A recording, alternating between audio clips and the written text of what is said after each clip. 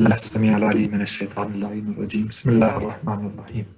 In the name of God, most merciful, ever merciful, and may God's peace and blessings be upon His holy Prophet Muhammad and the purified members of his household and progeny. Allahumma salli ala Muhammad wa ali Muhammad. Brothers, sisters, and viewers, Assalamu alaikum wa rahmatullahi wa barakatuh. And welcome to this, inshallah, new series in our regular gatherings, this one having to do with the topic that we've mentioned quite a few times and we've introduced quite a few times, and this is the topic of the afterlife. This is the topic that I think we've been waiting to get into. It kind of represents the last chapter, last big theme or big chapter in the lessons that have to do with our system of beliefs. And inshallah, with this, we can say for those of us who have followed along from the beginning until now that we have completed the, let's call it at least a good introductory excursion or courses into the Islamic belief system. So the topic that we want to introduce today is not going to delve into the specifics of the afterlife or the hereafter. Sometimes it's referred to as eschatology, life after death, al-ma'ad, alam al-akhirah. All of these are names of the same topic, same theme. What we want to do today is to concentrate on understanding why this topic is actually important. Why do we need time? Why do we need to invest energy studying the topic of the afterlife?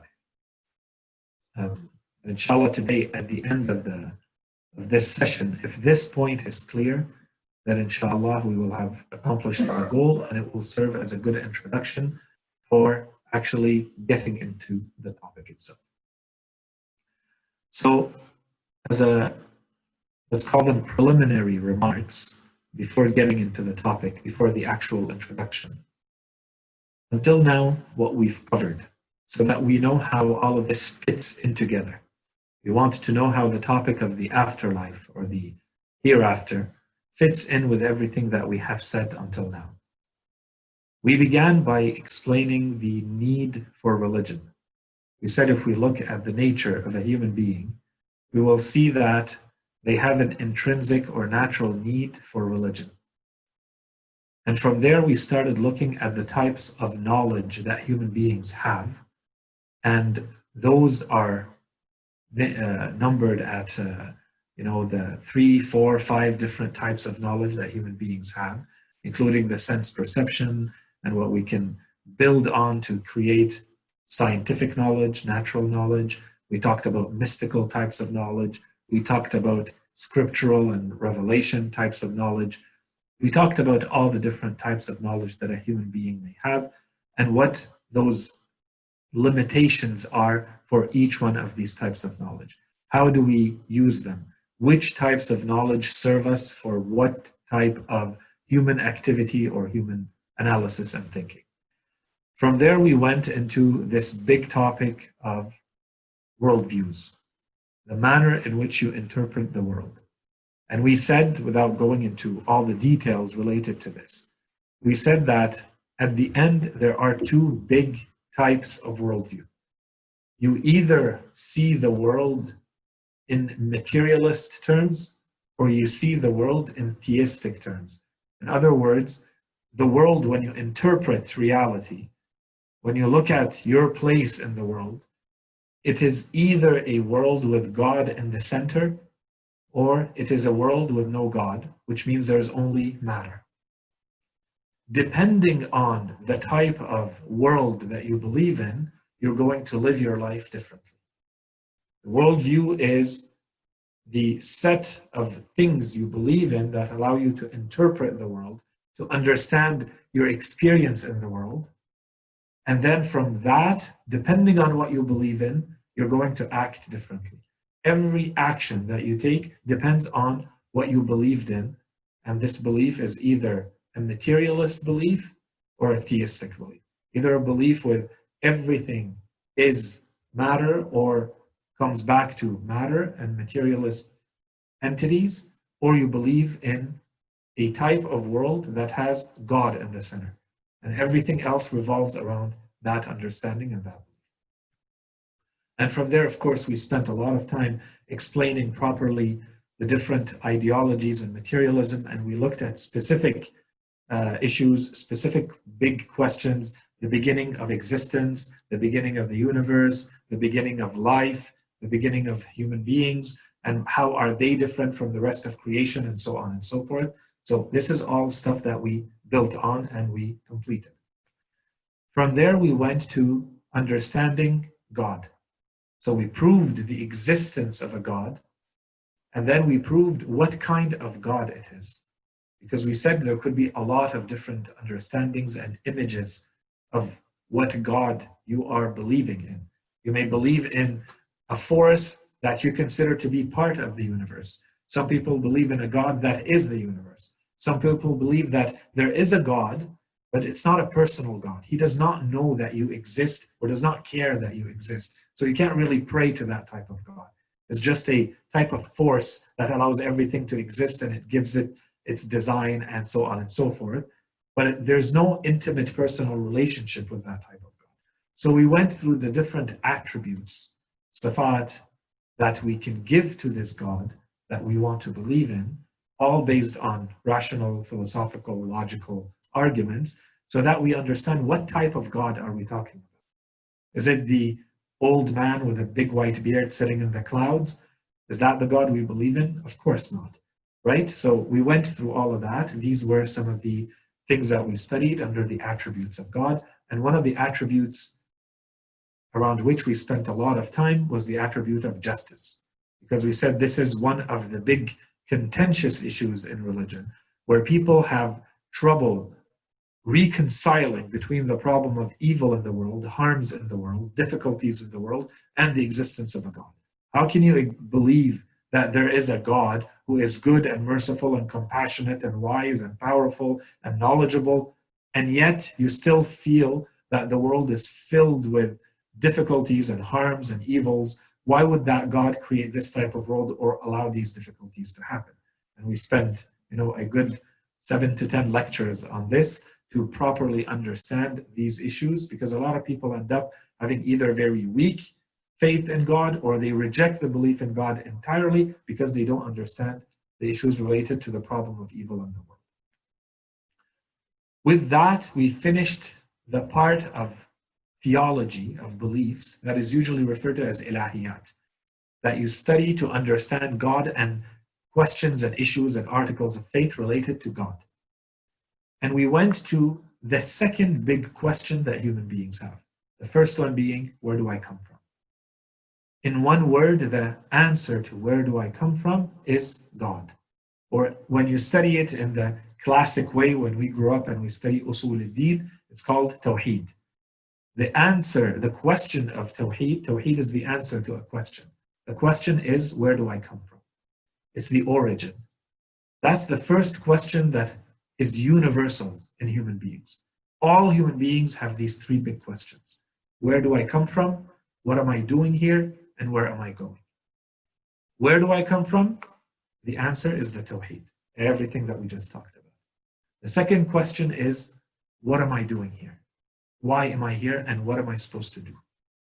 And the answer to this question in one word, it's, when we refer to it in Arabic, as nubuwwah. It's prophethood.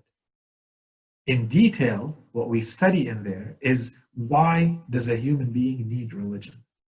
Allah subhanahu wa ta'ala gave us all these senses. He gave us logic and reason. He gave us tools to understand the world. Why do I need something else? With this, I should be able to figure out how I'm supposed to live and know right and wrong. Why do I still need something more than that?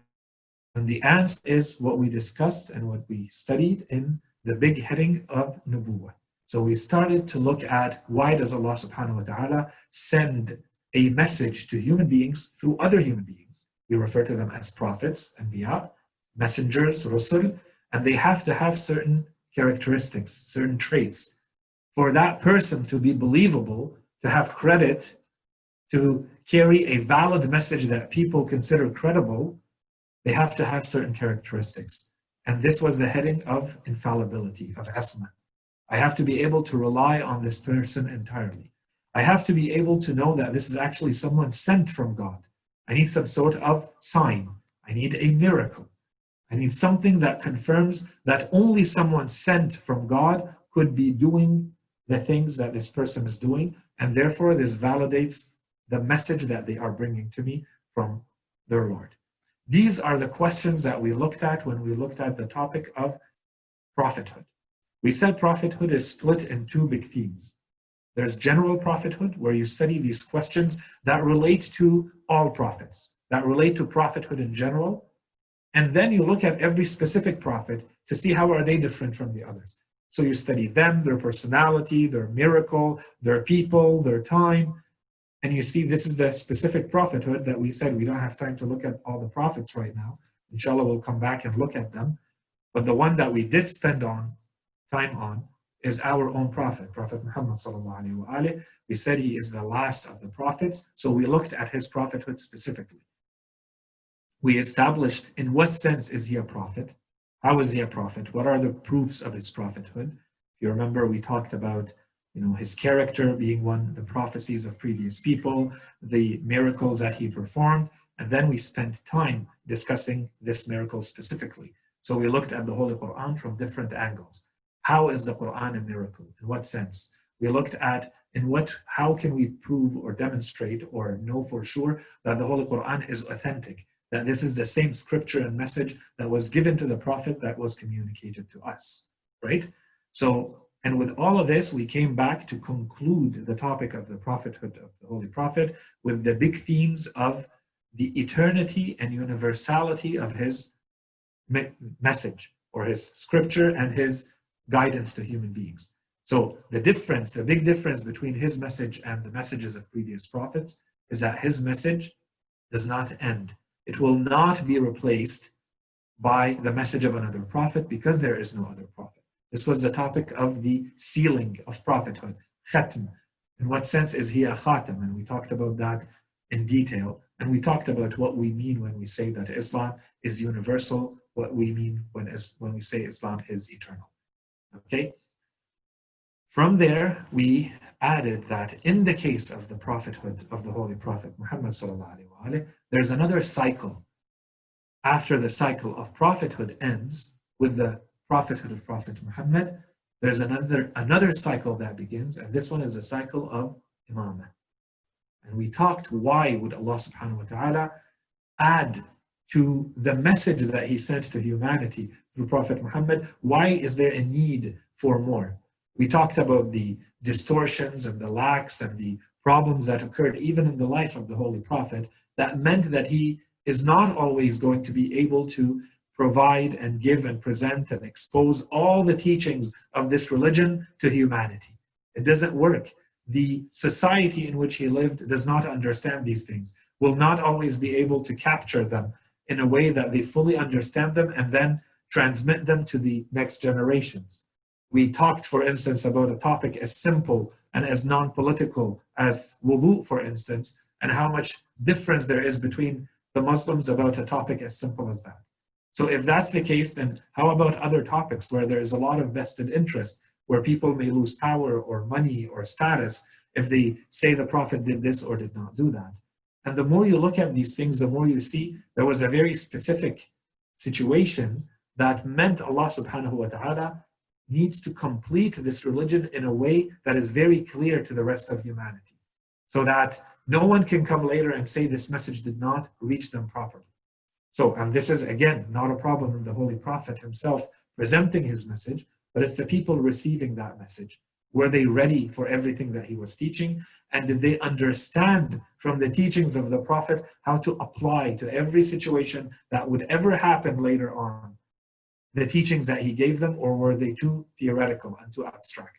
And so when you have 12 Imams after the Prophet, they show you how the teachings that the Holy Prophet brought to humanity are to be applied in everyday situations, day-to-day situations. And we concentrated on the imamah of two imams specifically. The first imam, because once this is established, then we've established all of imamah, and what we say for him goes for the rest of the imams, and this is Imam Ali alayhi salam. And then we talked about the last of the imams, Imam al-Mahdi ajjallahu farajah, and he is, the reason why we talked about him is because he is the imam of our time, and we said that what is most problematic about his imamah to the majority of people is that he is in occultation, he is in ghaiba. So how does that work? What does that mean? How do we explain that? How do we believe in something like that? And we looked at that from different angles. And we complemented this with another lecture that had to do with how are we supposed to live in a time of ghaiba when the imam is not there? When the imam is not someone that we can consult and talk to and address directly, how are we supposed to live? What does it mean to live in a time of ghaiba of your imam? So with this, we have basically covered everything that we have presented until now. And then we said that the next big topic that we want to address is the topic of the afterlife. So for those who want to go back and look, the lectures are online. This is today lecture 71. So this was presented in 70 lectures until now. And of course, always open to going back and refreshing as the need arises. So where do we want to go from here? What is this topic of the afterlife that we want to talk about? As we said today, the main point that we want to leave with is that studying the afterlife, the question of the afterlife, thinking about it, studying it, and having an answer to is there an afterlife, is there a hereafter or not, is of the utmost importance. It's one of the most crucial questions that you need to answer for yourself in this life. That's all we're trying to establish today. So we want to see, why is this an important question? Where am I going? Why is this an important question? So we're going to look at it quickly from a rational point of view, and we're going to see, now that we've established and we've proved everything that we just mentioned, so there is a God, and there is prophethood and revelation, and Prophet Muhammad is a prophet, and the Qur'an is a scripture from God. Because all of those things have been established now, we're going to start using the proofs from the Holy Qur'an a lot more than we were.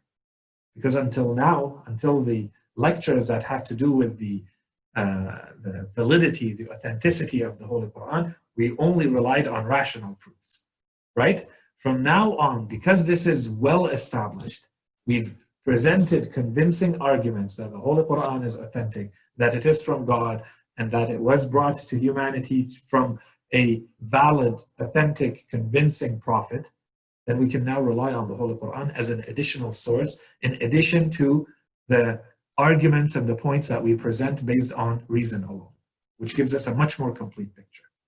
So now we're not only going to start talking about the afterlife only based on reason, we're also adding the Quranic component. So as an introduction to this topic, the first point is that when we talked about what a human being is, we said a human being is a creature that is able to ask deeper, more existential questions. We said a lot of things, but this was one of the important conclusions. A horse, for instance, or a tree, is not going to sit there thinking, where do I come from? And is there life after death? And how am I supposed to live? They live based on their chemical and their biological reactions and the laws of nature. A human being has that additional preoccupation.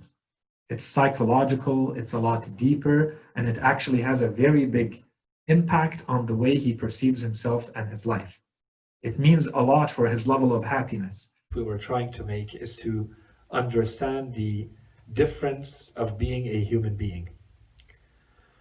If we are human beings, we said from the beginning that human beings are creatures that are able to act based on a voluntary will. We're deciding, as we act as human beings, we're deciding how to act and when to act. I always have a choice. Do I do or do I not do? The actions that a human being performs are going to be based on their belief system. Every action that you make is going to be based on your belief system. You can look at very, very simple acts that human beings perform. For instance, if you wanted to look at, I don't know, someone brushing their teeth, you might think that this is a very trivial, very simple act. But the fact that you're going to decide whether to brush your teeth or not is going to be entirely based on your belief system. Every act that you perform is going to be based on your belief system. In what sense? When you act, you believe that that action is going to be in your best interest. It's going to complete you. It's going to give you happiness, however you want to say it. If at that moment you're deciding whether to brush your teeth or just go to bed, if at that moment you're giving greater value and greater happiness to your rest in bed than to the health of your teeth, you're going to go to bed. And if you decide that at that point that the health of your teeth is more important, then you are going to brush your teeth even though you really want to go to bed right now. And what's the difference? Why would one person decide one and one person decide the other? Why would one person at that point decide, I'm going to brush my teeth, and the other is going to say, I'm going to go to bed? It's because of their belief system. It's because of the value that you gave to rest versus health at this point. One person is looking at the immediate, one person is looking at the long term. Or they want to avoid pain that they've experienced before. Or. But bottom line is, it may look trivial, but the act that you performed or did not perform is always based on the belief system.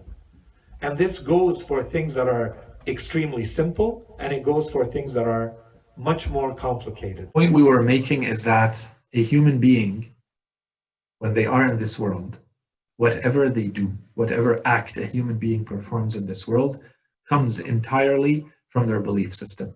From the simplest, most trivial act, like brushing your teeth, to the most deep, complex issues that are life-determining, and you're deciding, do I go in this way and in this path in my life, or in another direction? We may not think that it all derives from our belief system, but it does. So this is a first point that we have to keep in mind, and we've talked about this at length in the past. We said that the beliefs that we looked at specifically are where do we come from and what are we doing here? Or the belief of monotheism, tawheed, and prophethood, nubuwwah. This tells us, where did I come from and what am I doing here? Is this not enough? With this, I should be able to know how to live. What's the issue? What's missing? What is so special or distinctive about the afterlife and understanding the afterlife that we really need, that we still haven't touched, and we think that it's so important to spend time studying? The link between the afterlife and what I do as a person, as one person, is going to be very important. And inshallah, we're going to look at that in detail. And then the link between your belief as a society or as a community, your collective belief in the afterlife, is also going to have a very big impact on how you live as people. And inshallah, we'll get into the details of this. But if you're someone who believes that there is something awaiting you after you die, you're not going to make the same decisions, especially when it comes to things like your ethical behavior, your moral behavior, whether you show compassion or not, whether you show charity or not, whether you show generosity and you help others or not. Because of your belief system and your value system, you're going to decide, do you deal with life and others as from a selfish point of view? It's all about you, and it's all about the material aspects of life that you need to get more of all the time. So power and wealth and status and so on and so forth, because that's all there is. Or is there something more after this life? And is it all about the rat race of running to acquire as much as you can before your time is up and then everything ceases to exist? Or does every act you perform Is it going to translate into something after you die? And if that is the case, then it makes a difference how you get to it, to whatever you want to get. Let's say you want wealth. If you do it in a certain way, you may not hurt anyone and you get wealth, but it's a much longer, much harder way, perhaps.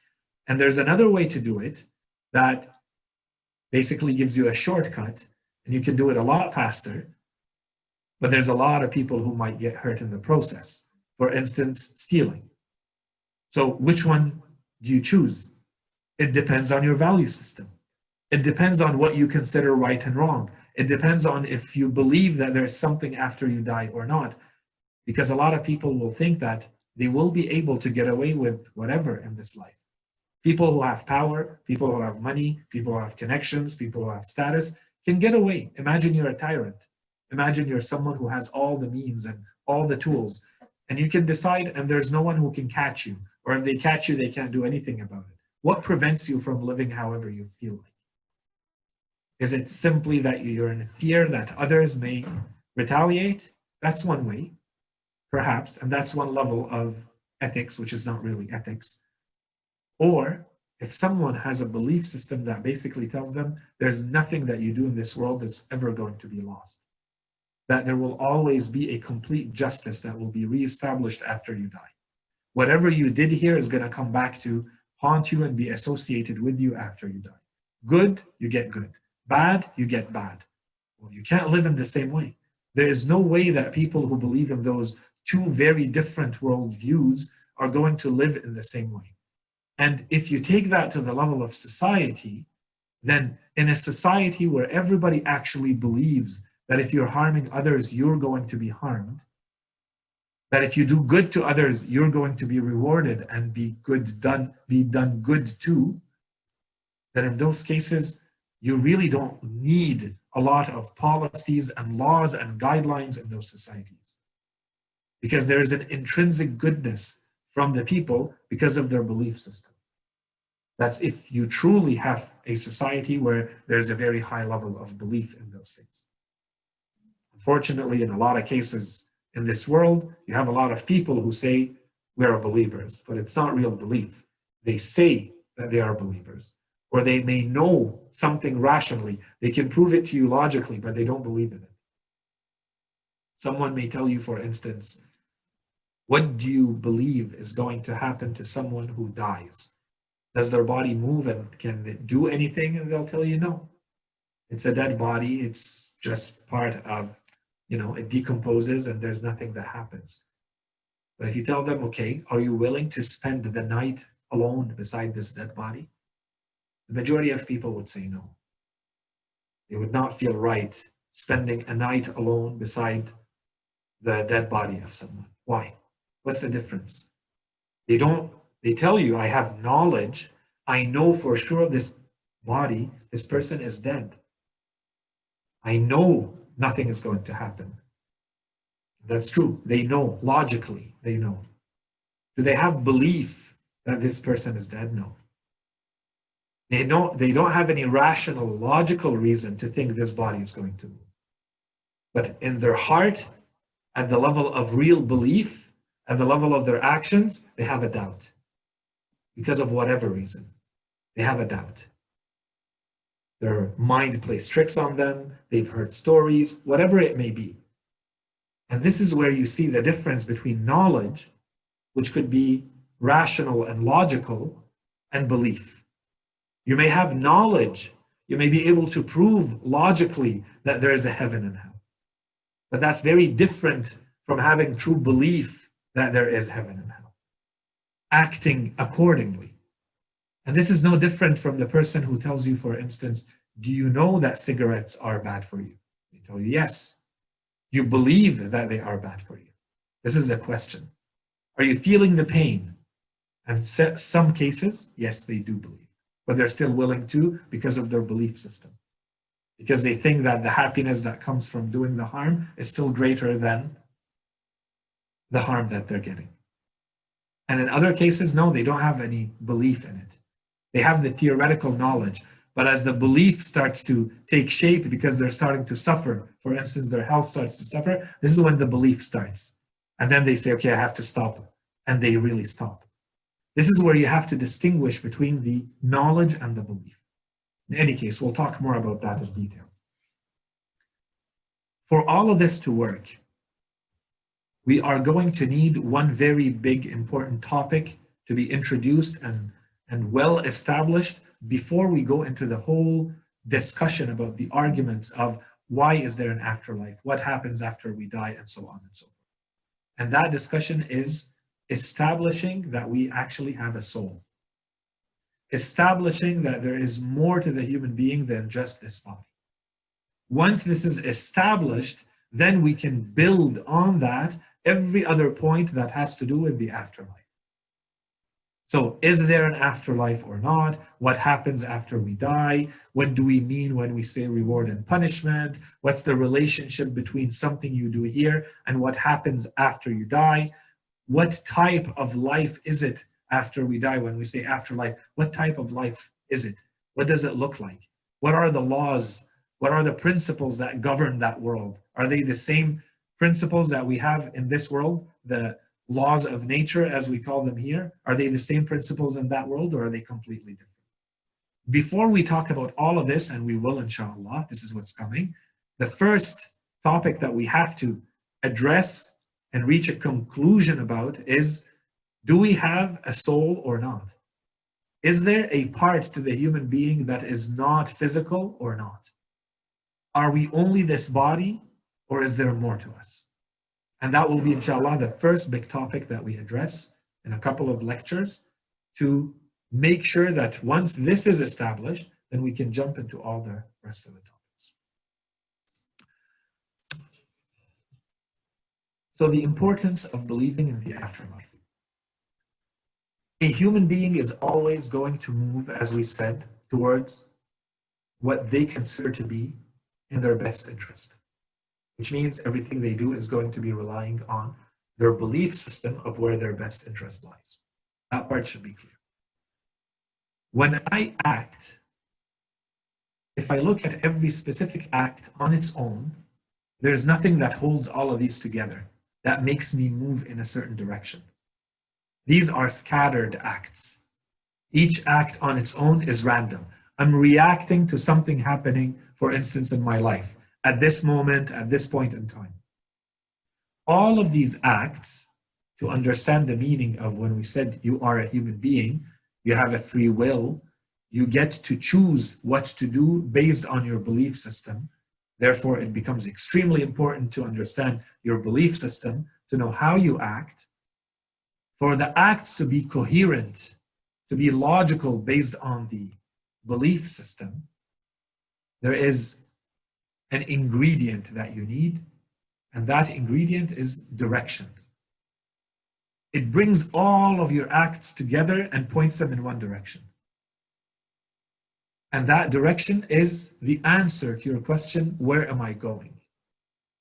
If you know where this life is going in general, the direction in which this life is moving, then all your acts become directed in that direction.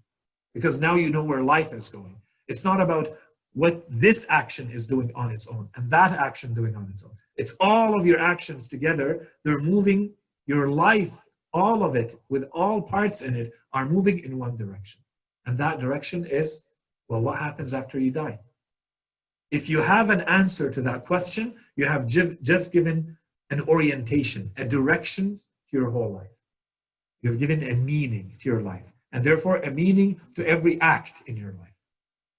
And it's up to you to reconcile that, to find a way, to act in a way that is always in that direction.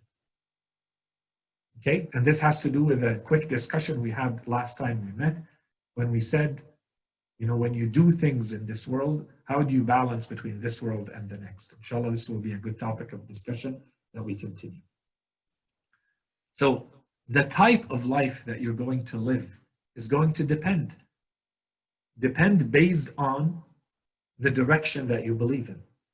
If you believe that your whole life is going in a certain way, which ends up bringing you in another world, you're not going to live in the same way as someone who says it's going to a direction only to the point where you die. And then when you die, nothing happens. You're not going to live in the same way. And this is a difference between believing and not believing in the afterlife. This is all at the rational level.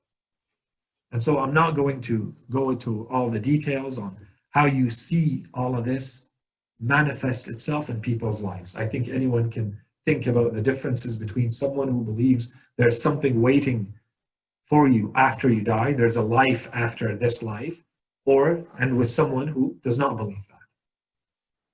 You see that in every aspect of life. One topic that's very popular nowadays, for instance, is mental health. At the level of mental health, take the example, this is not an example, this is a true story, but let's say it's an example. You have people sitting in a plane. That plane is about to land, and the pilot comes on the mic and he tells everyone, we are having a problem. The wheels of the plane seem to be jammed. We can't unlock the wheels. We have to do an emergency landing without wheels. We're sorry, brace yourselves. Hopefully, we'll minimize the damage. Now, imagine the person who has a belief system with a God in the middle, with knowing how you're supposed to live, and who believes that they have lived according to the way they're supposed to. And now they are faced with, in a matter of instance, most likely, realizing that they're about to die. But they know what's waiting for them because of their belief system. They know what kind of world is awaiting them. They believe that they've done good and they will be rewarded for good. And now death is happening. Death is inevitable. There is no difference whether you're good, bad, it's going to happen to everyone. So you come to that realization. Versus someone who does not have that type of belief system. Let's say they have an entirely materialist point of view. So they think that everything is going to end the moment this plane crashes. Do you think those two people are going to deal mentally with what's going to happen in the same way? If you know that you're about to die and that's it, you cease to exist, versus you think that you're about to die, but you consider death simply a bridge to the next world. Do you think those two people are dealing with these issues in the same way? Of course not. The person who believes that I'm going to die and I've lived my life according to the manner in which I'm supposed to live, and now I'm going to meet my compassionate, merciful God, and I will end up being justly treated by that God, and death is something that is just part of the natural order of things. This is going to give you a lot more strength, a lot more resilience in dealing with something as deep as death. And you see that happening if you study, if you are able to put a camera in that plane, and you will be able to pinpoint the differences between people. And this is what, in this specific story, as we said, consider it an example. The plane actually, the pilot came back on, and in the last seconds, the wheels unjammed and the plane landed safely, no issues. The ambulance came, the doctors came, a lot of people were yelling and screaming and crying. Obviously, it was a very traumatic experience for a lot of people. But many of the people who had very traumatic experiences were the people who thought everything was going to end. Not the people who thought this is just part of the natural order of things and I'm going to move on, and this is just a bridge and a phase to move on to the next phase of life. But of course, now we're talking about someone who has the true belief. We're not talking about the person who has knowledge of, but without the true belief. This is where you see the difference.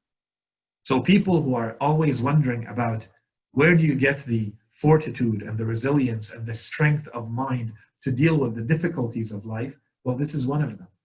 How strong is your belief in the afterlife?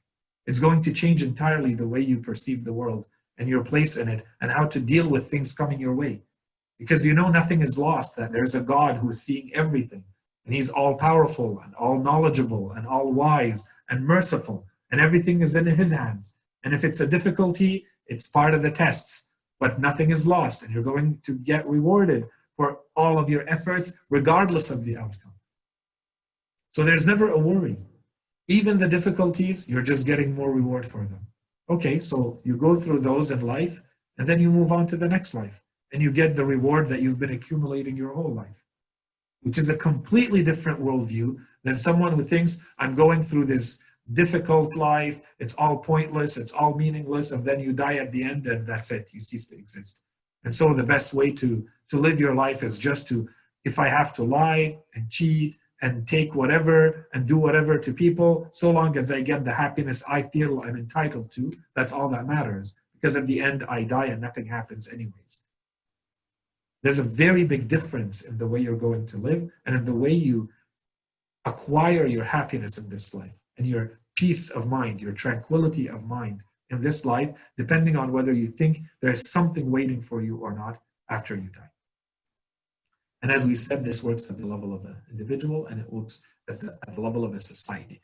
You can actually get a lot of people who believe in that type of afterlife together and they actually have real belief. You don't need laws to govern those people. You need very minimal laws because a lot of it will come instinctively from within. No one is trying to harm anyone else because they see that as harming themselves in their afterlife, right? So I think the importance is obvious enough. I'm not going to dwell too much on this. Why is there such an insistence in religion on the topic of afterlife? If you go to the verses of the Qur'an, if you go to the stories of the prophets, some scholars say they spent more time, prophets spent more time and more energy trying to convince their people of the afterlife than they did about God. And some say it's kind of equal. So why? What is this insistence from prophets on the topic of the afterlife? Why is it so important? Which to us means we have to spend more time understanding why is it so important. And there's a number of reasons for this. We're going to talk about that in a second. The other topic that goes with this, the other topic is that sometimes you might think, I have enough just knowing where I came from, God, what am I doing here, prophethood, and that there's something that happens after I die. And we'll find out when we get there. I don't really need the details. Is this enough? And the short answer is it cannot be enough. Because what you believe is going to happen after you die is going to change. Some people, for instance, they believe that, yeah, there is a life after death, but it's, for instance, reincarnation. So you keep coming back into this or that living entity depending on how you lived your life. Some people think that maybe after you die, you are brought back and you're going to live a life like this one, just different, where you get to choose and you get to act and you get to do. And it might be a better life or a worse life that you're going to live based on how you lived this life here. These are very different ways of understanding the afterlife than saying, for instance, you're going to live a life where you can no longer act. There is nothing left for you to do except to receive the rewards, the repercussions, the punishment, whatever it may be that you did in this life. These are not the same types of afterlife. If you think that you're going to live an afterlife where you're still going to decide and act and do, you're not going to live the same way here as someone who thinks there is nothing for you to do there. You're going to wish that you could have done. But there, once you're there, you're going to see that there's nothing left for you to do. All you can do over there is to receive what you did here. Well, you can't live the same way. And that's why it's not sufficient just to believe, just like when we talked about God and we said, it's not enough to say, yeah, I believe in God. Okay, but what type of God? Is your God the universe? Is your God a force? Is your God the God of the philosophers who don't believe that you can have a interaction with that God, an intimate personal relationship? You can't pray to that God. But he exists and he makes the world the way it is. But he doesn't know that you exist or care that you exist. He's not concerned with you. Or is it the God of the religions and the God of the prophets who talks to you, who answers your prayers, who may even perform miracles for you? The same thing here. You can't just stop at the level of thinking, yeah, there's something that happens after I die. The details, not important. Well, some of the details are important. It's going to completely change how you live depending on what you believe those details to be. And that's why we need to spend a little bit of time studying this question. As we said, the topic is extremely important. In the scripture, the Holy Qur'an, the scholars tell us there's between 1,400 and 2,200 verses of the Quran that have to do with the afterlife. So in short, the majority of scholars, without giving you these numbers, you have to sit and count these, they just say about a third of the Quran has to do with the afterlife. Just to give you an idea of the importance the Quran gives, directly and indirectly, talking about the afterlife. A third, 33%. Of the Quran has to do with the afterlife. Some verses of the Quran, for instance, they say, and we can put these in categories. One category is the verses that talk just in general about the afterlife and how important that belief is. They say, for instance, those who are pious and who believe in what has been sent down to you and what has been sent down before you. So you think those are people who believe in God and they believe in the revelation. They're pious. No, but the Quran adds another condition of their belief, and it says, and who are certain of the afterlife. It's not just a belief. They have certainty that there's an afterlife. That's the third condition of being pious. The verses of the Quran, and there's a lot of verses about that. Other verses of the Quran, they talk about the consequence of not believing. What happens if you don't believe? The Quran in one verse says, indeed, those who do not believe in the afterlife surely deviate from the path. Okay, so you can take that metaphorically and you say, the path is the guidance of Allah. Just not believing in the afterlife means you're going to lose your guidance. Or you can take that literally. There are a lot of scholars, and we have riwayat, narrations that tell us the path is actually like a bridge or a pathway that you're going to walk on in the afterlife. And so when the Quran says these people are going to deviate from the path, it means you cannot make it all the way to the end. And in the end, you enter paradise.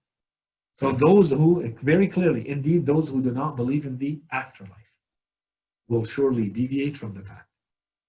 Even though you may believe in everything else, if that part of your belief system is missing, you're not going to make it. Rather, they deny the hour, and we have prepared a blaze for those who deny the hour. They made the hour being the hour of judgment or the day of judgment, Yawm al-Qiyamah.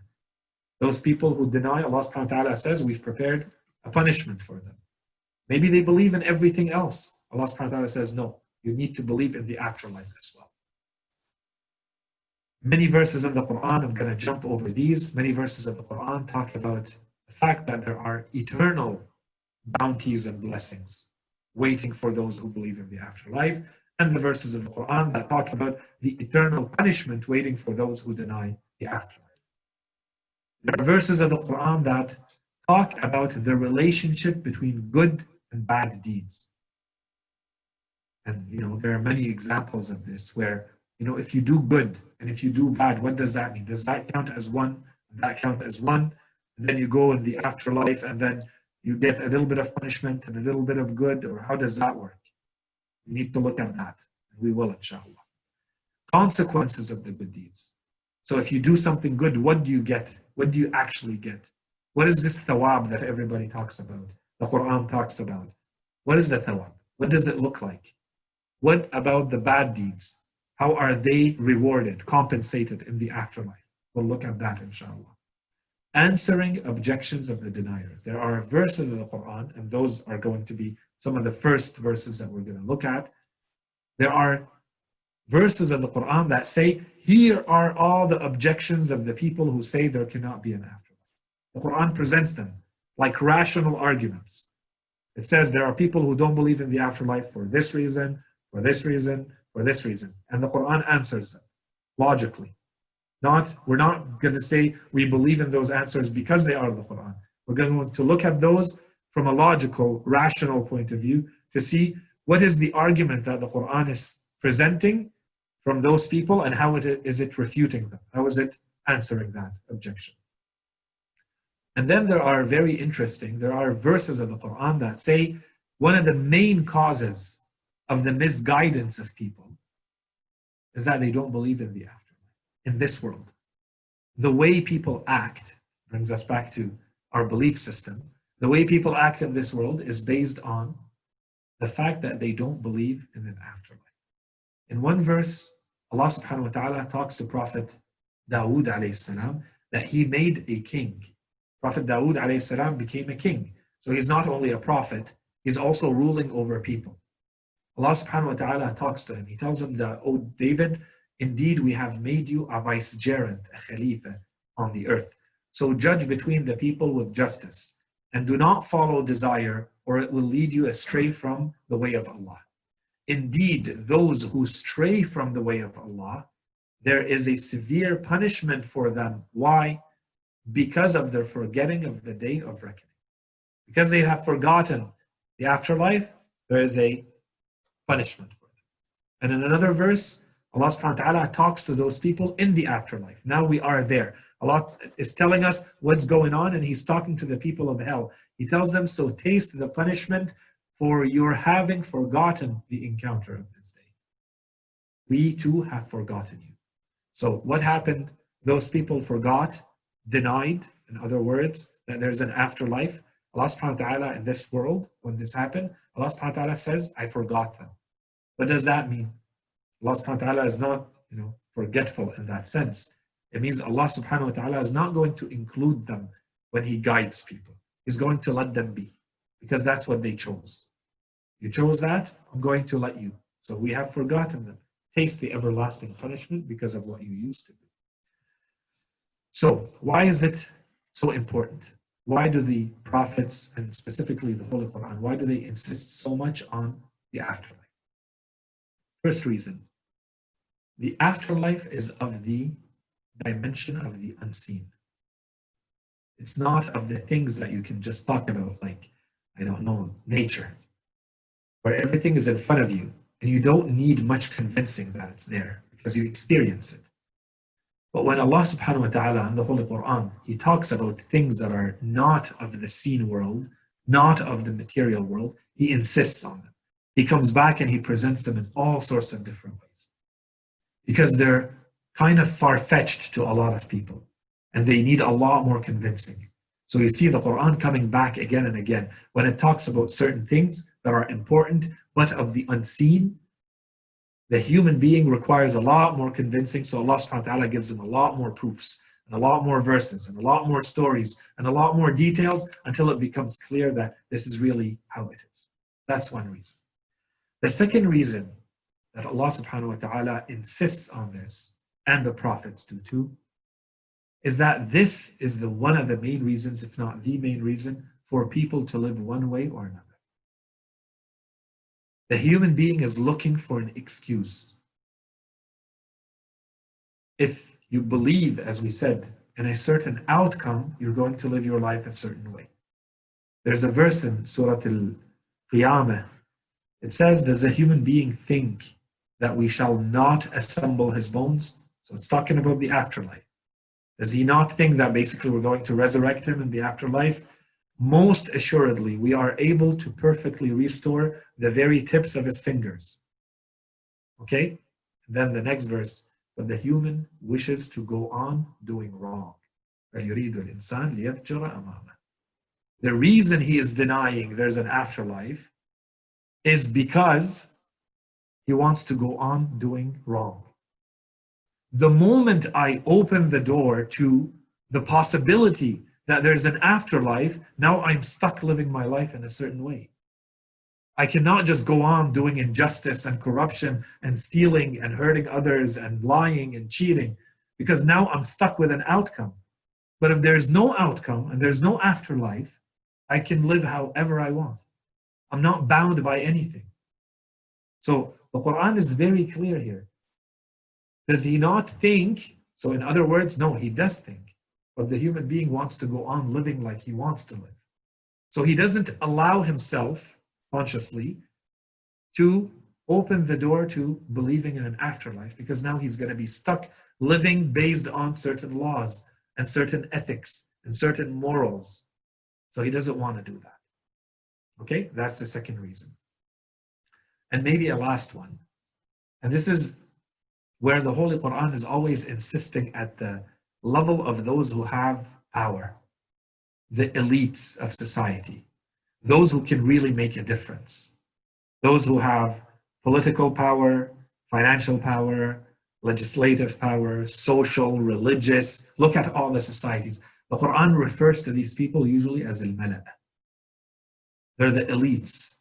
They're the status, the class of people who are usually around the Fir'aun, around the king. Those who are, as soon as something happens and a prophet comes to tell them, I want to guide you to God, he turns to those people and he tells them, what do you think? What should I do? And they are usually the people who have the most to lose or the most to gain. And they are the ones who are going to influence and do everything they can so that the situation remains the same. It's status quo. They will fight to the death. And they will impact everybody who is related to them, impacted by them.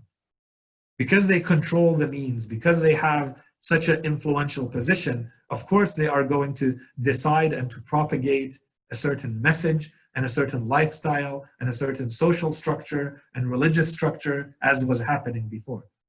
And it was the same thing in the time of the Holy Prophet as it was with all the other prophets, and it continues today. And this is where the Holy Qur'an, when it talks, it needs to talk to those people specifically too. Okay, so these are three layers, but again, the maintenance of power can be subsumed under, not wanting to feel the responsibilities, but the Quran insists on those people in a lot of cases. There's also, the Quran talks about the use of language and theories and discourse that gives the impression that maybe this is not what we think it is. So the religious point of view is going to be that there is a life after this life, and justice is going to be fully reestablished. So you have to live according to certain ethics and morals and principles here. There are people who are going to come and say, you're kind of wasting your time. If you want to really make a difference, why don't you concentrate on this world? Why don't you build this world? Why don't you create your paradise that you're aspiring to, created here? And if you read some of the literature, say from the times of the communists, for instance, and it exists in a lot of different ideologies, they insist on this. If you want to work, if you want to put energy, if you want to put time, why don't you put it in this world and in this time and in this life and create the paradise that all human beings aspire to, created here? Why are you aspiring for something that really is fictional? The toned down version of this is that there is truth to what the Quran is talking about, or religion in general is talking about, but it's metaphorical. There's not really a life waiting for you after. This is all supposed to be to get you to do good and to avoid evil. And everything else is just a poetic, metaphorical language that is supposed to help you move in that direction, give you the imagery and the poetic, metaphorical, thinking required for a normal human being to move in that direction, to do good and avoid bad, and so on and so forth. And the Quran talks about this too. If you read the verses of certain verses of the Quran, they seem to be talking about this. In one verse it says, for instance, certainly we and our fathers were promised this before. So now they're answering their prophet. A prophet comes to their people and he tells them there's an afterlife and there's a heaven and hell. And they tell him, we were and our fathers promised this before. We've heard about this. But these are just myths of the ancients. In other verses, As for him who says to his parents, fie on you. Do you promise me that I shall be raised from the dead when generations have passed away before me? And they invoke Allah's help and say, woe to you, believe indeed Allah's promise is true. But he says, these are nothing but myths of the ancients. Another verse. And thus did we make for every prophet an enemy, evil ones from humans and jinn, who inspire each other with a flowery discourse. The ideas and the language used, it's flowery, it's beautiful, it's very attractive. Through deception. زُخْرُفَ الْقَوْلِ غُرُورًا. There's a deception in it. Its language is being used to present things in a manner that tricks you. That's the point, to deceive you. Had your Lord so planned, they would not have done so. So leave them and their forgeries alone. To such deceit led the hearts of those who do not believe in the hereafter. So now you know that the trickery is about not believing in the afterlife. Let their hearts, the hearts of those who do not believe in the afterlife, incline, and let them earn from it what they may. Conclusion. The reason why this topic is important is that if you want to truly be the human being that we said you're supposed to be, to live according to your belief system in a coherent way, you have to find an answer for yourself to this question. You have to answer this question for yourself in a convincing way. Is there an afterlife or not? And what does that afterlife look like? If you don't reach conclusions, if you don't reach an answer to these questions, there's something incomplete in your worldview. There's something incomplete in the manner in which you're going to live. Something is missing that will not allow you to live your life coherently, even if you believe in a God and in a prophethood. That's one. So that's the first point. The second point is you want to understand how to live. So the first part of it has to do with your worldview. You want to understand how all of this fits together. The second part, the second layer of this is how your actions derive out of this. One point that we had mentioned in the past, so we mentioned it quickly now when we talked about the existence of God. We talked about the argument that is usually referred to as the wager of Pascal, or Pascal's wager. Pascal is a philosopher, and he presented this argument, but when we went through it, we actually said that we can find the same argument in the words of Imam Sadiq. Long story short, when a human being looks at something, when they evaluate if something is worth it or not, they don't only look at probability.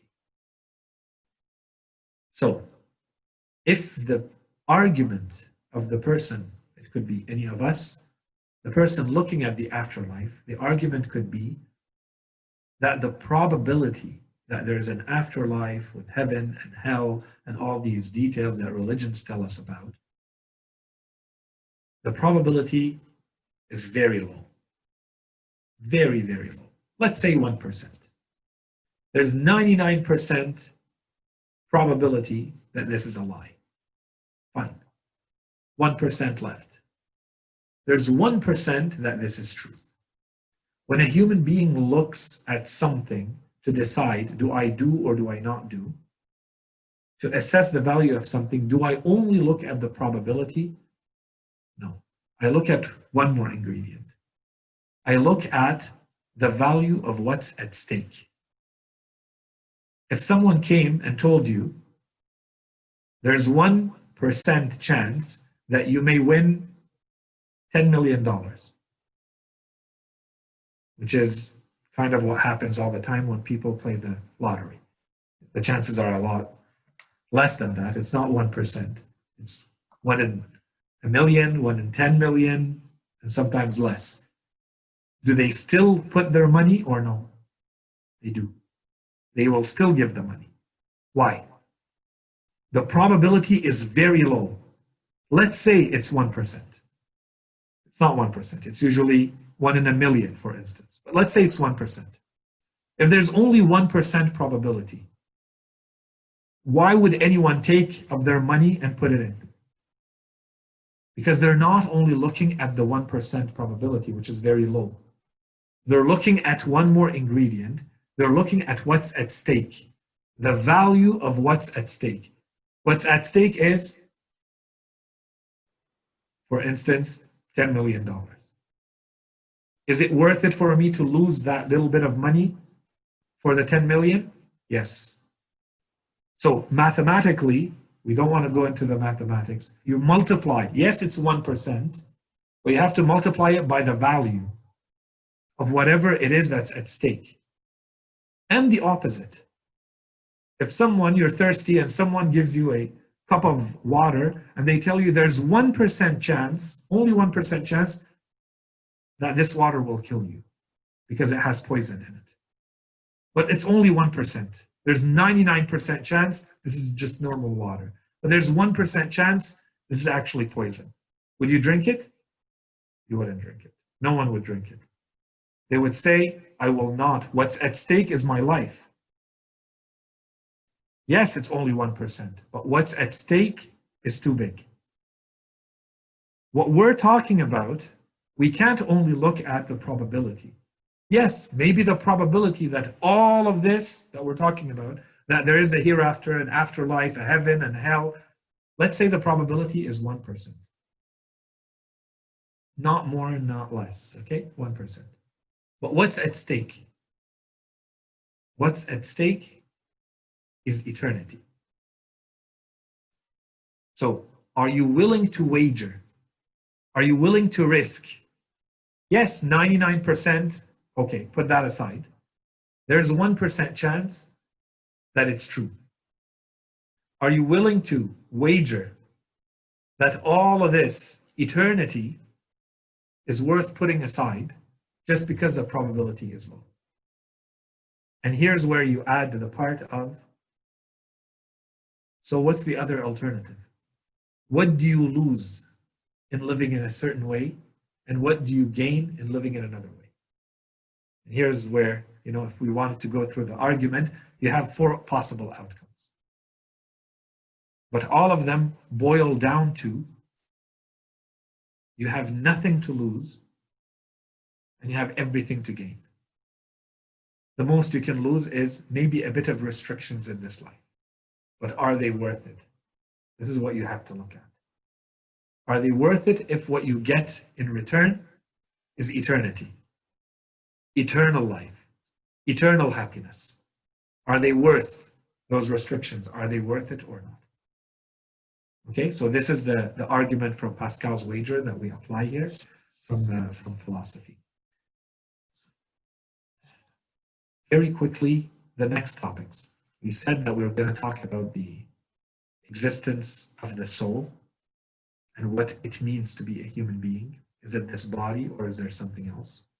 We need to prove that before we talk about anything related to the afterlife. 1.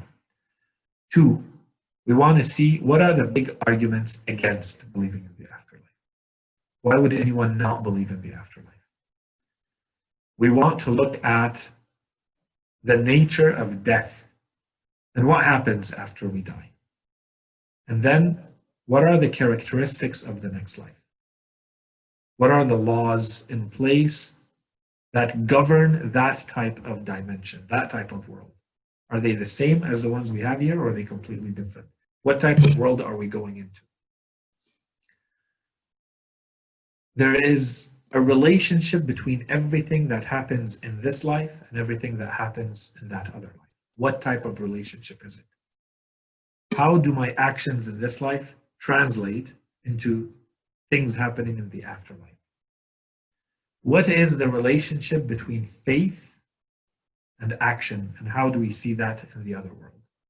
Here, faith is something abstract, internal in my heart, and then there's actions. What happens in the afterlife? Is it the same or is it completely different? What happens with reward and punishment? So that, let's say I do something good, does it erase everything bad that I did? And let's say now after I did something good, I did something bad. Does it erase everything good that I did?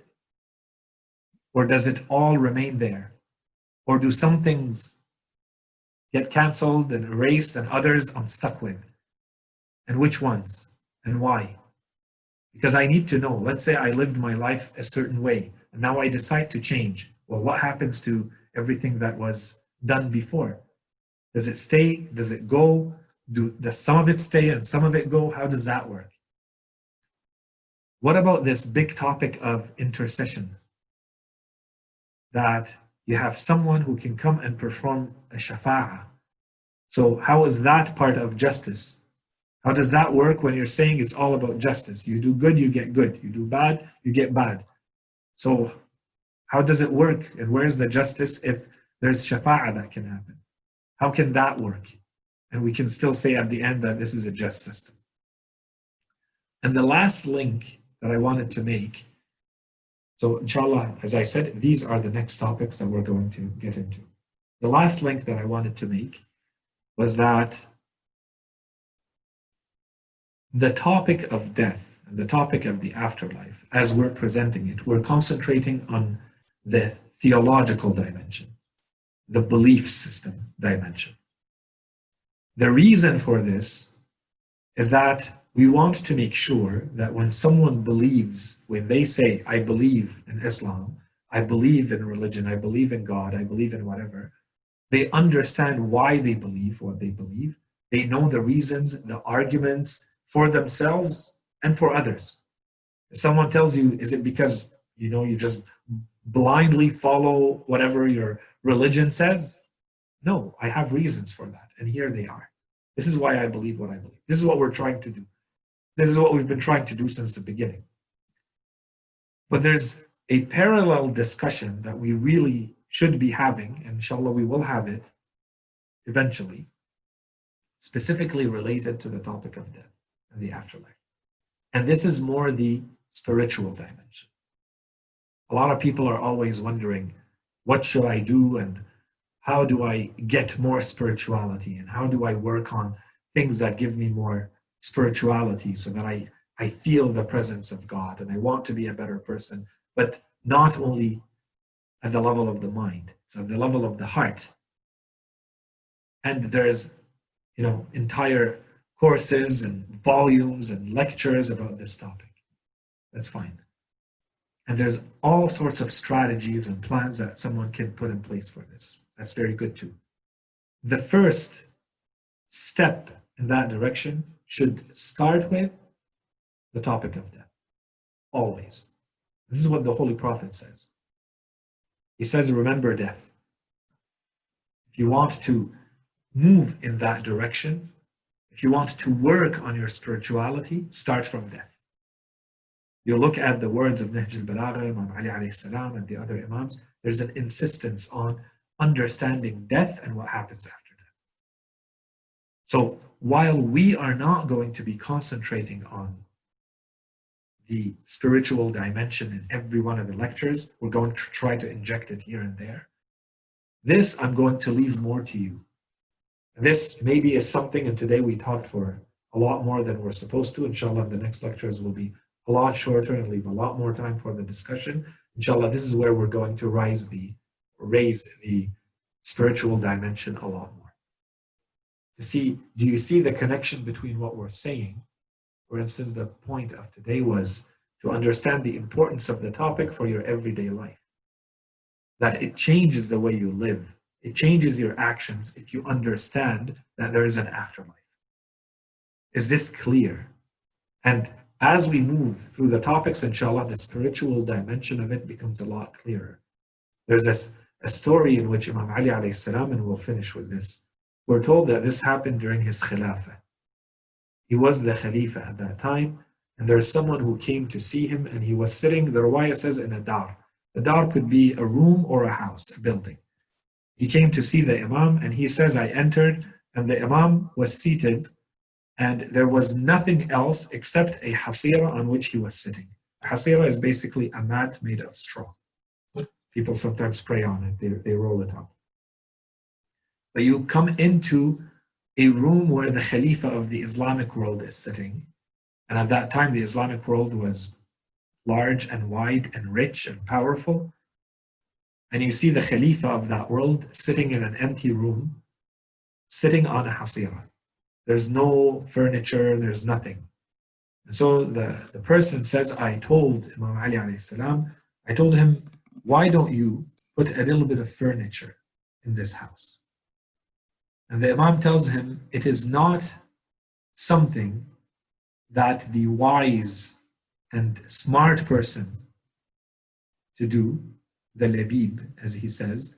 Al-labib, the person who has wisdom, the person who has knowledge, is not someone who furnishes, who puts furniture in their temporal and their temporary house.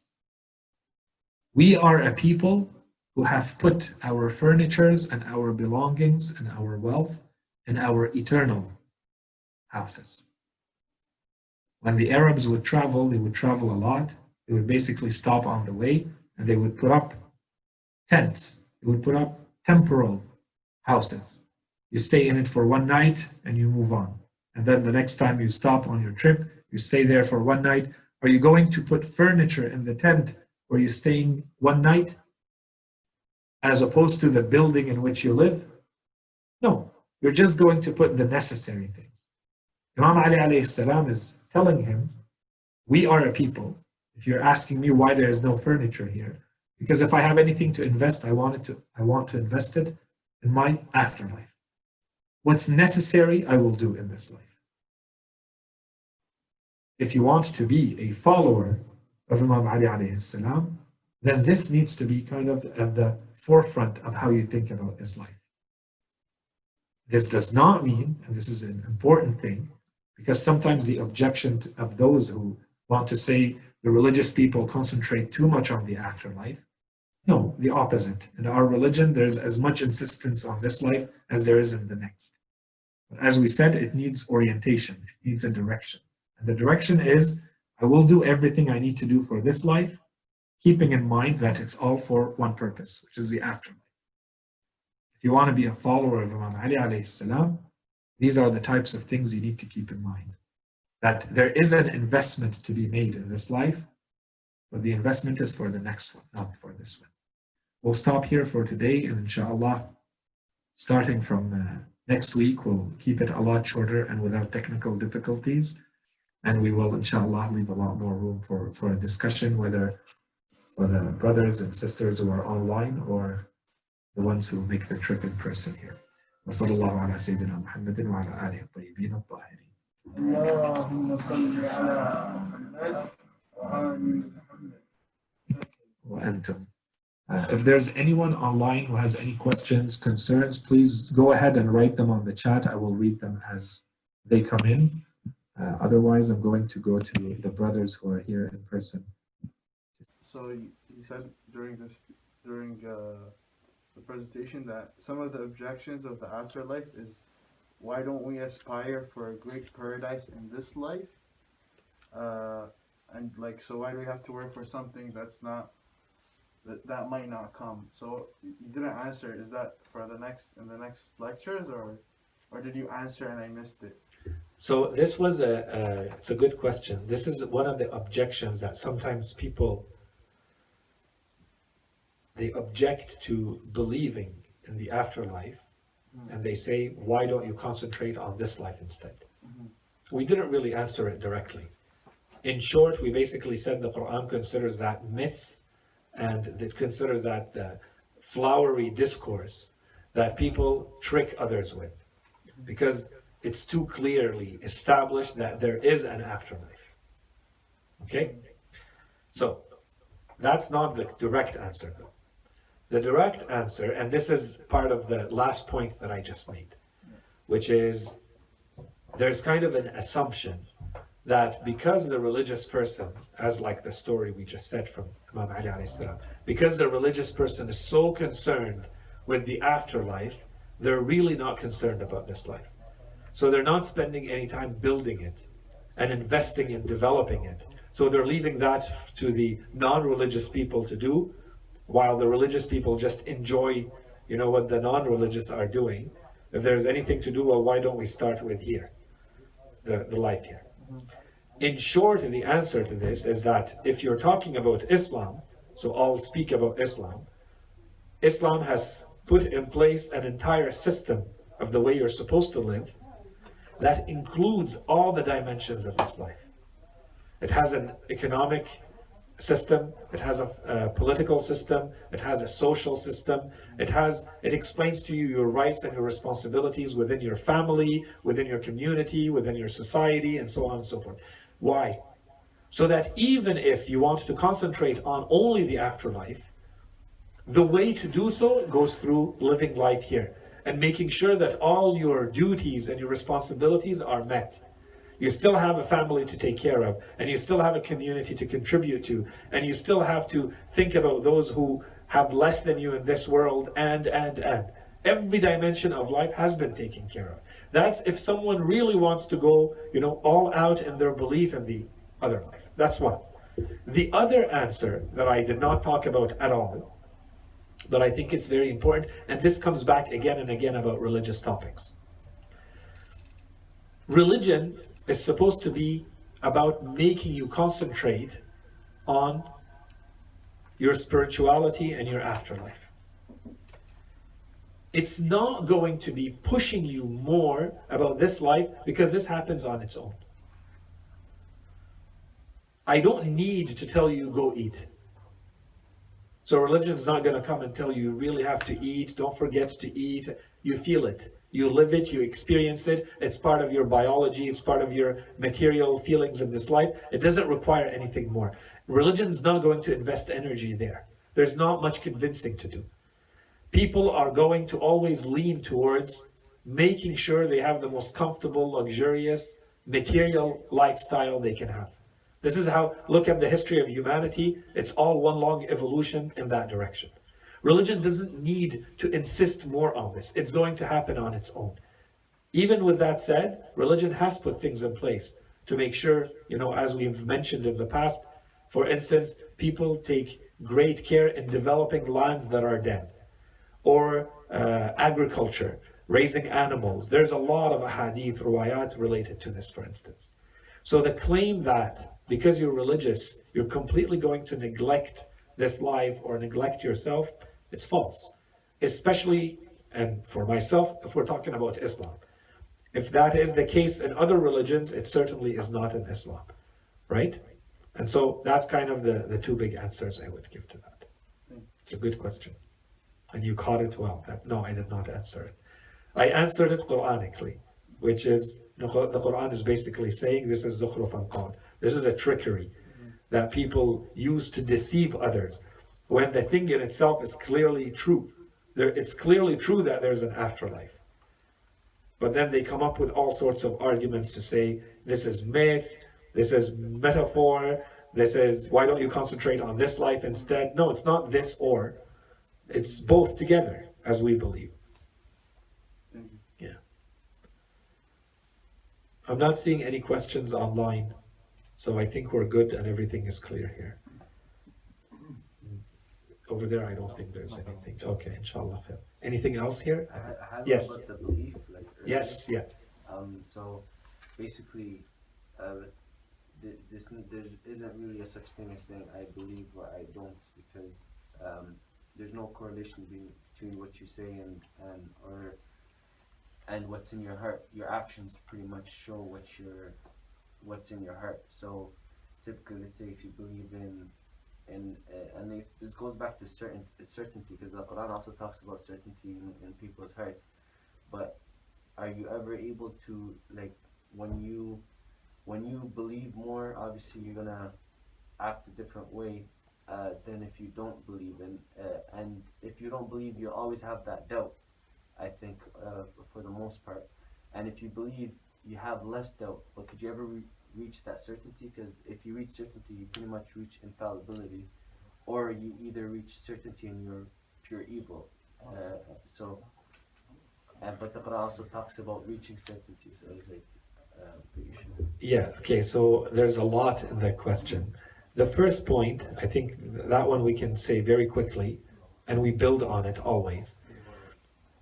Belief is not a yes and no thing. It's not a black and white thing. It's not you have belief or you don't. Belief is an infinite spectrum of degrees. Makes sense.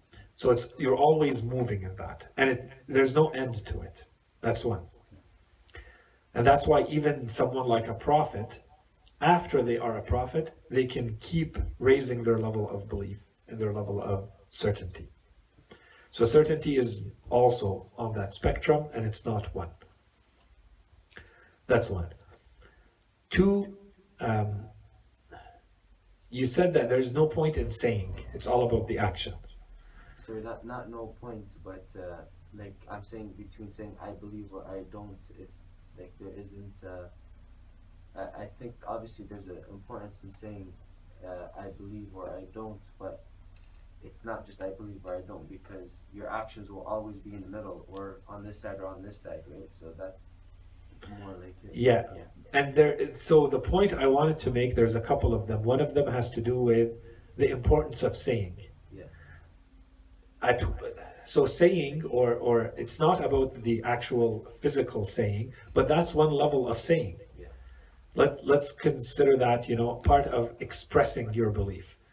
The way you express your belief at one level, it's with words, and that's fine, and that's important, because especially in a religion like ours that recognizes the practical, real dimension of, speech, for instance, this has a role. It plays a role in society. Yeah. Hence the importance of saying.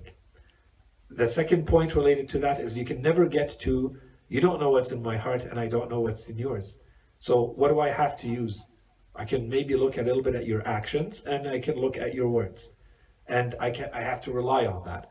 Now, if you decide to lie or I decide to lie, that's another. But human beings in general, you have to work with the external expressions of what's going on internally. So that's another ingredient to keep in mind. Yeah. Is there still a sense of knowing what is in somebody else's heart? Like, because sometimes there's obviously people that you not only just lie and say that they this or that, but they might put up an action in front of you just to show you that it. But sometimes you can kind of feel the lie. The lie, you know what I mean? So it's like at the same time, I don't know if there's it's a heart thing or it's just a regular human nature. It is regular human nature. One, two. If you are a true believer, the true believer is not supposed to be tricked. Okay. So don't be naive. Our religion does not want people to be naive. Okay? So inshallah this answers, although it answers indirectly, but I think it answers. Yeah. The last point is that the person who is a believer, we have a lot of narrations to this, and inshallah one day we have an akhlaq lesson where we go through these. But we have a lot of narrations that basically the companions of the Imams, they come to the Imams and they ask them, like, I'm a believer, but I commit a sin. So then what? And the Imams basically respond to them that while you are committing the sin, you are outside of belief. And then as soon as you repent, you remember and you repent, and you come back to your earlier state, you've come back into belief. And this is good and bad. It opens the door. It means that it doesn't disqualify you. The door is always open. It invites you to always come back to Allah subhanahu wa ta'ala. But I think it's also scary in the sense that, la samahallah, if you die during that moment where you're performing the sin, then you've stepped out of belief at that time. That's why we have narrations that say the believer does not perform a sin while being a believer. In that time, you're not a believer. And that's what we mean when we say, so you don't have real belief, because you would not be able to perform the sin if you knew this is walking into hell, right? But at that moment, at that specific time, that's not how you're thinking. And this is where we say, like, if someone could remind you at that time to bring you back, they would bring you back to a state of belief. And perhaps at that moment you have the knowledge, you have the logical knowledge, the rational knowledge, but you don't have the belief. And that's what allows you to perform the sin. But all that to say, I think to your question, it's not as linear. And even when we look at one person themselves, they are always changing. You may have more belief in the morning than you have at night, or in a season such as Shahr Ramadan or Shahr Muharram than the rest of the year, or when you're around certain people or doing certain activities like you go to Hajj. And this is supposed to be the point, that now you see there are things that increase your level. So why don't you surround yourself with this a lot more so that your level stays always increased? Inshallah, this answers. I think this answers. Yes. Okay, I said them. I have a question. Yeah. I think it's on a separate note of Afterlife. So correct me if I'm wrong, if that's not what you meant. I think what you were saying is that the Quran sometimes says doesn't say, like, when it says what we're gonna get if we're good in heaven, it doesn't mean that specifically. It just gives us imagery and stuff so that we can want it more, and so we can like compare it to ourselves more. And same way goes for punishment. So I think, like, my opinion on that is, why do we have to look at it as like, if the Quran is of course like all knowing, and it came down from an all knowing, from God. So why is it that, like, isn't it wrong for us to say that this is not the exact things that we're gonna get? Because if it's not and we're gonna get something better, then we didn't lose. But the Quran meant for it to be in that way so that we can be motivated at the max level. So you see what I mean? Yeah. So, like, isn't it wrong for us to, like, even though it's knowledge and it's truth, isn't that the best way it's presented to us, and seeing it in a different way might actually affect us badly, even. Yeah, so first point is, and I didn't talk about that today. What I meant is the whole topic of us having an afterlife.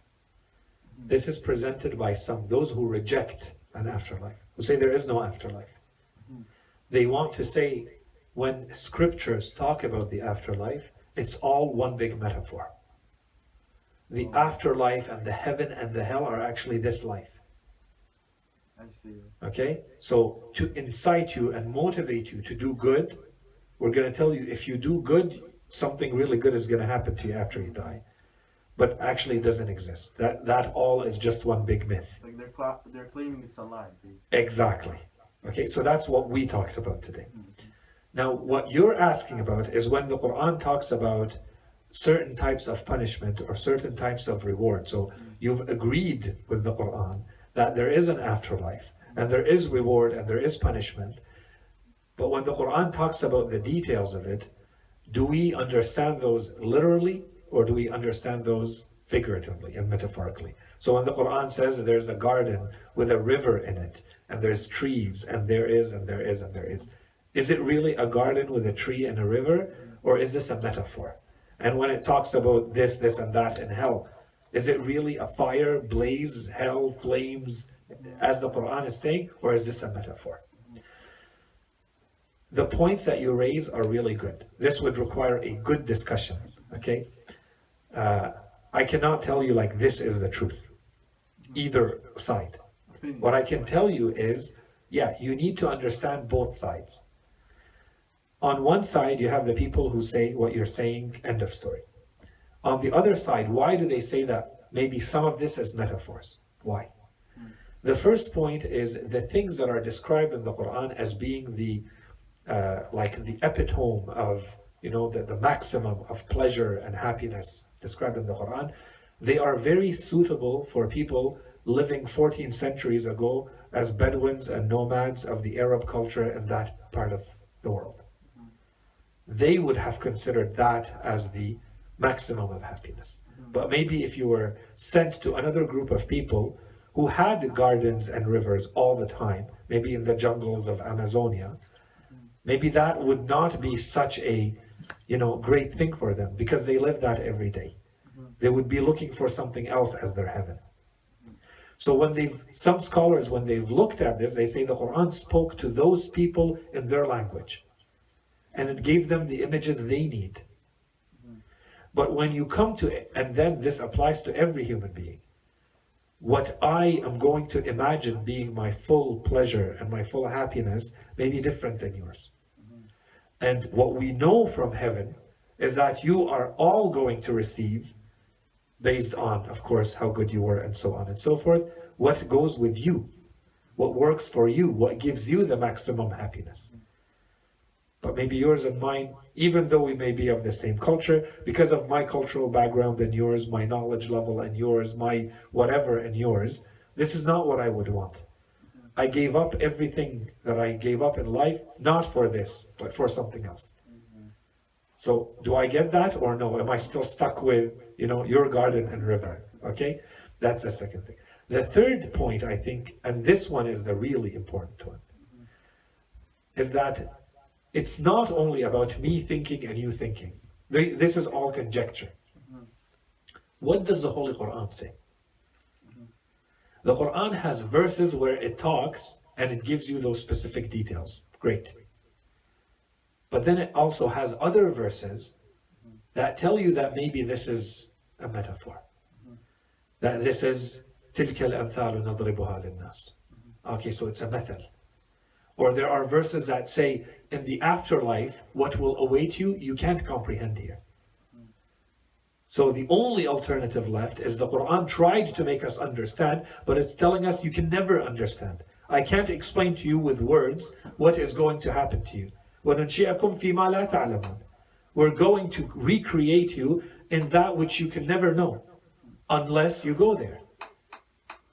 So when you understand these verses and you put them with the others, you see that, okay, perhaps, I don't want to say it's a metaphor as in the Quran is just using flowery poetic language. So maybe there's a way to make both of them work. That it is like the Quran is saying, but maybe not like we imagine it. Because the Quran says we can't imagine it. It's another dimension. It's another reality. Right? You want to base it on your understanding of this earth and this heaven, and Allah subhanahu wa ta'ala says all of this is going to be gone. Right? السماوات مطويات بيمينه. Okay, so if you look at all of this, you see it's a completely different universe, reality, realm, dimension, where the laws of here don't work there. But you still have those details. So, yeah, it's a really good question. Inshallah, we'll come to the details of that. Inshallah. We're good? Okay. وصلى الله على سيدنا محمد وعلى آله الطيبين الطاهرين.